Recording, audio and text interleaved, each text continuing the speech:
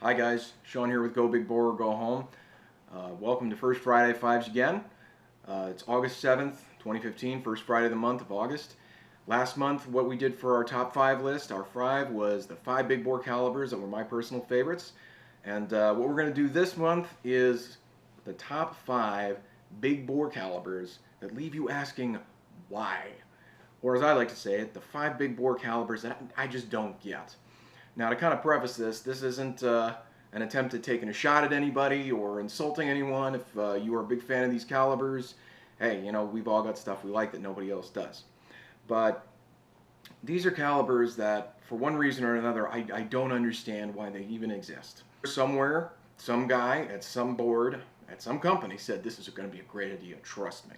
For some people, I'm sure it is. There's definitely always that one guy who swears by that one cartridge that the rest of us are like, yeah, no thanks. Moving along, we're going to get on to that list. Before we do, I just want to let you guys know I got a little bit of a cold, so if I sound a little bit out of it, I apologize. I got a bit of a sore throat. Talking is not my favorite thing today. Also, wanted to share something cool.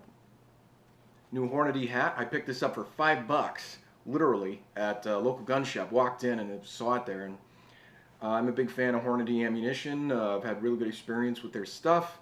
I'm not endorsed by them, though. They're not sponsoring me at this time, but you know, if they're interested, I'm available. But let's get down to business. Let's talk about the big bore calibers that just make you scratch your head, tilt your head to the left, and go, I don't get it. The 45 Winchester Magnum. This is a cartridge that it's like somebody really sat down and said, we've got to do it. And that's the only reason I can think it exists.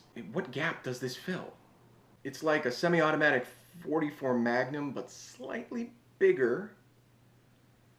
Because why not? It was designed as a semi-automatic cartridge, so right there you're going to have a big bulky grip because you got to fit this big old cartridge that's the length of a 44 Magnum in the grip. Not to mention you're going to have high pressures, high powers, so you're going to have to build a really durable gun around this cartridge. On top of that, it shoots 230, 260 grain bullets. So it's still within that realm of 45 Colt / 45 ACP. And it's really a lengthened 45 ACP cartridge. So what you've ended up with is something that's going to shoot bullets that are slightly bigger or around the same weight on the high end of a 44 Magnum. And when you look at the velocities and you look at your muzzle energies, they're similar to a hot 44 Magnum. They're about 1,001 to 1074 foot-pounds at the muzzle. Forgive me if this is a favorite cartridge of yours, but my personal slogan for this cartridge I came up with a while ago was, whose idea was this again? I mean, for real.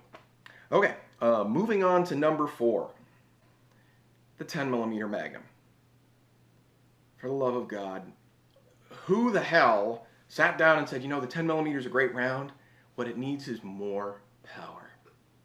If anybody out there is a big fan of the 10mm cartridge, it's a hot cartridge. I mean, it's got plenty of power, it's got lots of, you know, high speed velocity, and when you load them hot, it hits like a freaking sledgehammer. People hunt deer with it, they hunt boar with it. It's by no means a weak cartridge, so the fact that somebody sat down and said, you know, that's what this thing needs, it's more power. You know, it's like the Tim Allen stand-up comedy version of semi-automatic cartridges. It's still a, you know, a rimless semi-automatic cartridge, so in order to use in a revolver, if you're going to convert your revolver, you got to use moon clips. And on top of that, you know, when you use it in a revolver, you lose a lot of the pressure that you would use that's in a closed breech of a semi-auto. So you're getting more power, but not tons more. So it again leads me to say, well, why not just buy a 41 Magnum? You know, or if you really need a lot of power, why not buy a 44 Magnum? The 10mm Magnum, the way I put it is, yeah, this really exists. No kidding. So moving on to number 3. It's a toss-up between the 400 Corbon and the 40 Super. Now, the 400 Corbon was almost a good idea. That's literally how I think about that cartridge. What they were trying to do is take a 45 ACP, neck it down to a 40, and get a lot more velocity, which they did with a lot of work. But you're kind of stuck between 130 and 165 grain bullets. Anything larger and the velocity starts to dissipate, you might as well just buy a 10mm. So I think I just answered the question of why do I have a problem with it?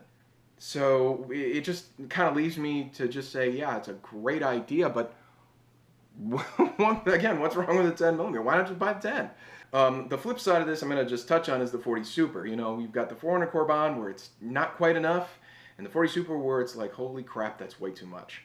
The 40 Super can really produce some hot loads.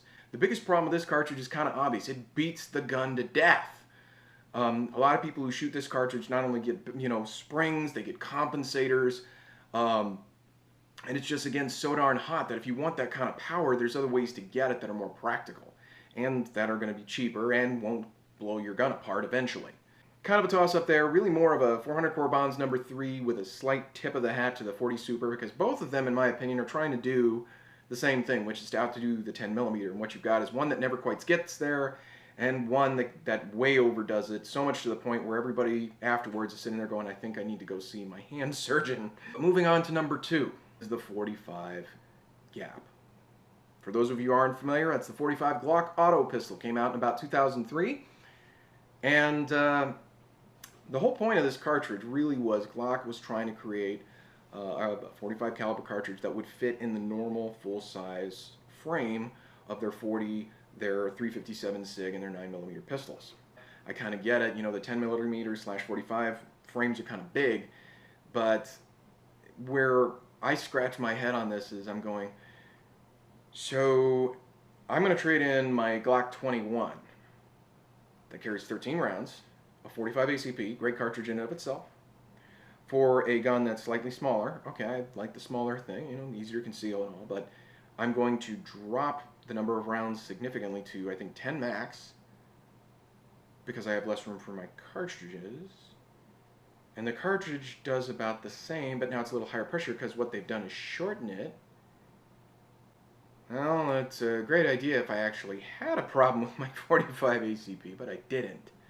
And that's really what I don't get about this cartridge is, my personal slogan for this one is the 45 Gap, the solution to the problem that no one had. Because who was sitting there going, ah, damn, you know, if we just had a shorter version of 45 ACP. Nobody cared. I'm being sincere in saying that everybody I know shoots a 45 ACP, has no problem with the size of the cartridge or the size of the gun that comes with the cartridge. And apparently somebody at Glock thought this was a great idea, and right now Glock's the only one making 45 Gap pistols. I wonder why. Like I said, you know, it's a solution to a problem that was non-existent. But, and number 1, drum roll please, the 50 GI. Now, I'm going to be the first to say I love big bores, and the bigger the better kind of thing. But there comes a point where big for the sake of big is just kind of, well, dumb. Because here's what I don't get. When you look at the ballistics of the 50 GI, they're not that different from a 45 ACP. It's just a 50 caliber. So you're getting similar or almost the same ballistics as a 45 ACP and fewer rounds. And your cartridges are roughly the same power. So you're putting a bigger hole in your target, but it's no more power. This kind of goes back to me, the concept of cartridges or big for the sake of big. You know, like why would I want to buy a firearm or a conversion for my firearm so I can call it a 50 instead of a 45? But it doesn't really have more power. It doesn't have ballistically a lot of difference. It has fewer rounds. The ammo is significantly more expensive because right now Guncrafter Industries is the only one who's producing it, and it's like $50 for about 20 rounds. So why would I want to do all that when there's nothing wrong with my 45 ACP? There's nothing wrong with the 10mm, the 40. There's nothing wrong with a 9. All right, I know we're going out of big bore territory here. But there's nothing wrong with the 9mm if you get good ammunition. So what's the allure? You know, again, I'm scratching my head and asking, why would I buy it? My slogan for this one is, it's a 50 caliber with the power of a 45 ACP. Yeah. Thanks again for catching up with us on First Friday Fives in August. If you like the video, please click like, and if you'd like to see more, please subscribe below. Visit us on Facebook. We do have a Facebook page. And we'll see you next month with another episode. And remember, go big boar or go home.